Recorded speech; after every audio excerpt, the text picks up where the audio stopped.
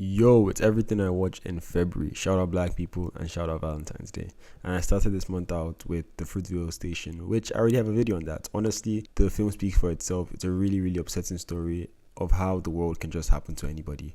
And I think considering the source material, they did a really good job to convey the story as it was, as well as the message behind it too. And then I watched the two Mean Girl films. And it's funny, I really loved the reboot Mean Girls back when it came out. And upon a rewatch, I have to be honest, that film was low-key a hard watch, and there are still moments in it that I did like. And I still don't think the musical bits in the film ruined it too much for me, or maybe I just didn't care too much about that. But on the contrary, probably a bad thing that I cannot remember most of the songs in the film. But that 2024 film is really met to me. But coming to its original, I apologize because this movie is honestly really good. Like Lindsay Lohan, I've had the biggest crush on her since The Parent Trap, which she was also great in, as well as this film. And everybody else, from memory, I think they did give the other two girls more to do in the reboot. But guys, maybe outside of two things from the reboots, the original did everything way better. And like, I don't get that. Why? These things never make sense to me, especially like for this movie's own in particular, and some other things, don't get me wrong, because the creator is still attached to the movie. We have a few reoccurring characters, and on the surface, all you're doing is increasing the runtime of the original film and adding musical bits to it. But you somehow make a worse film. You remove parts of this movie that somewhat feel integral to its story, like stuff that happened in the mall and the math quiz towards the end, and also the prom part. Even her relationship with the teacher, why the hell did they remove that? They still kept the same actress, funny enough, who is the creator or whatnot. I mean, I don't really understand that. But why would you remove that? Because that was still integral to the story for me, because wasn't that like her major turning points that like glorified her to be a plastic or a mean girl? Because honestly, I still rate that reboot for what it was. I would admit I did overrate it back in 2024, but I still think it's an average to good film. But compared to the original, what were they thinking? I also watched The Housemaid because why not, Sydney Sweeney, and it was okay, nothing spectacular. Movie did surprise me with where it went. I expected a completely different thing to what I got in the movie, and I was delighted by that. And it did work for its favor this time. I understand everyone hates Sydney, and in this movie, as someone who only has done one acting in anything, and that was in high school years ago, and that was awful, so I'm not really the one to judge here, but Sydney just feels like she has a limitation to her acting abilities. Sometimes she can sell a scene, but sometimes it just feels like she's acting, but it's fine. It doesn't ruin her stuff too much, because I'm not really expecting a spectacle from her like this, or like an Anyone But You. And Brandon Skowner, this was your Batman audition for me. Just put the fries in the bag, bro. And I watched the Creed films for Black History Month. I don't know if I should still do like a video for this since it's over, or if I should wait for October, but you guys let me know. And I like the three films. I think none of them are really bad movies, and this is coming from someone that is not a massive fan of the Rocky films, but I digress. Creed 2 was my favorite, and in my opinion the most enjoyable, especially if you have watched some of the Rocky films. I've watched all the Rocky films, by the way, and 3 low-key did not hit the same on a rewatch, and 1 was good.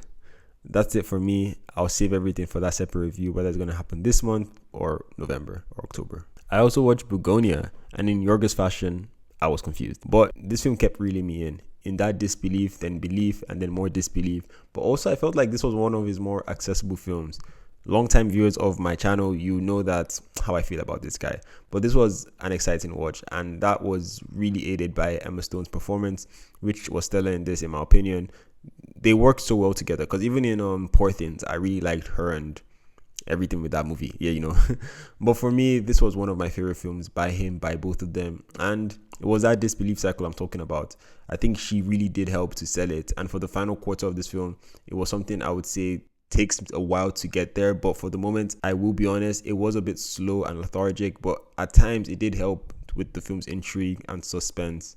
And surprisingly, as I said, this is one of his works that I can recommend to anyone. I also watched The Banker, and finally, thanks to TikTok, I'm also not surprised that this is an Apple TV movie, because it feels like such an Apple TV film. And also, this movie was fine. It's nothing too special, nothing too crazy. It just felt like another movie. That's what I meant by an Apple TV film, because you also have Anthony Mackie in this. You have Samuel L. Jackson, as well as the A-Train baby. And yeah, it was good. The first half was nice. I feel like the first hour of this film was really, really entertaining. I really enjoyed that. But the second half, I'm just a kid. I didn't really understand what was going on.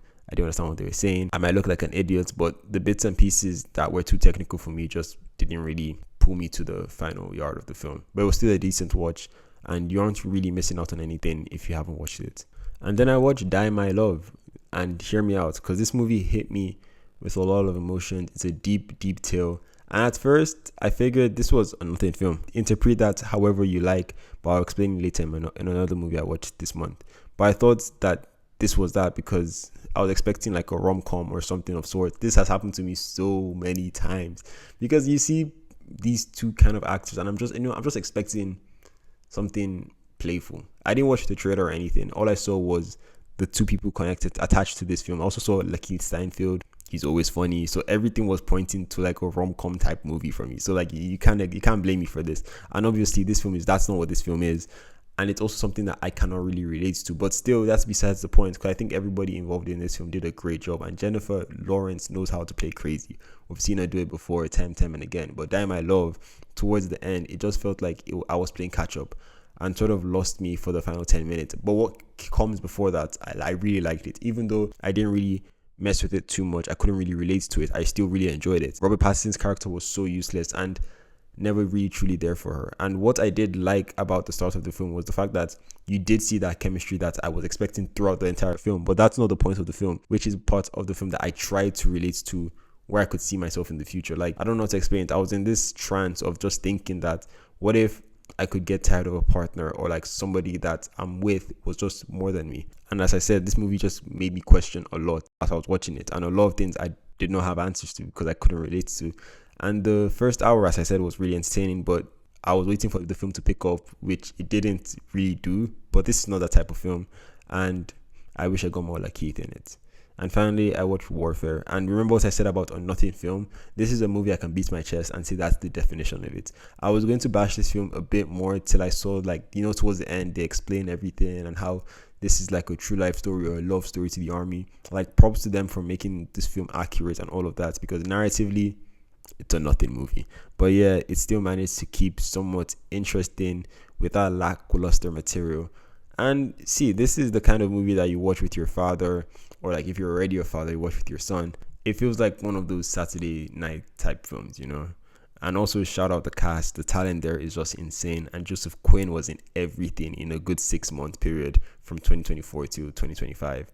So yeah, shout out to Warfare casting director and also Joseph Quinn's agents. Then for TV, been watching more of the same stuff I watched in January. Wonder Man, of course, I finished that in Feb. Shameless, I'm still watching that and I really love it. And The Boys, the finale is next month in April, and I'm planning to quickly watch everything so I can drop a video of why I love The Boys, because this is my favorite TV show of all time, and this rewatch is still cementing that for me. So I'm excited to do that video, and hopefully I can do it either before the series, in the middle of the series, or after the series. So within that April to May period, I would drop that video. I also tried to rewatch Invincible, and I have to say, I think that's what separates, because every time somebody asks me what's my favorite TV shows, these two TV shows are always in that conversation. But I feel like on this rewatch with both of them, this is what separates The Boys with Invincible for me. Because hand to my chest, I love Invincible. I couldn't make it past episode 2. And to be honest, like The Boys season 1 of Invincible, I have watched it so many times, and it's understandable that at some point, like, I've seen this thing so many times, I just do not really care too much about watching this thing again. But The Boys was still entertaining to go back to. So, as I said, this just cements The Boys as one of my favorite shows of all time. I'm not saying the Invincible is bad. I'm just saying it just worked. Yeah, you know what I mean. Then I also watched The Pits. Only the first episode, because I do not have that much time. And it was good. I want to finish all these TV shows first, like The Boys, Invincible, Daredevil, all of that. Then I'll come back to it and watch it properly. But yeah, that's everything I watched in February. I want to know what you watched this month. Thank you for watching this video. And hopefully I drop more content in March. I don't really know, but like TV shows are coming out, so I have plans, So we'll see then. Thanks for watching, and hopefully I see you next time. Peace.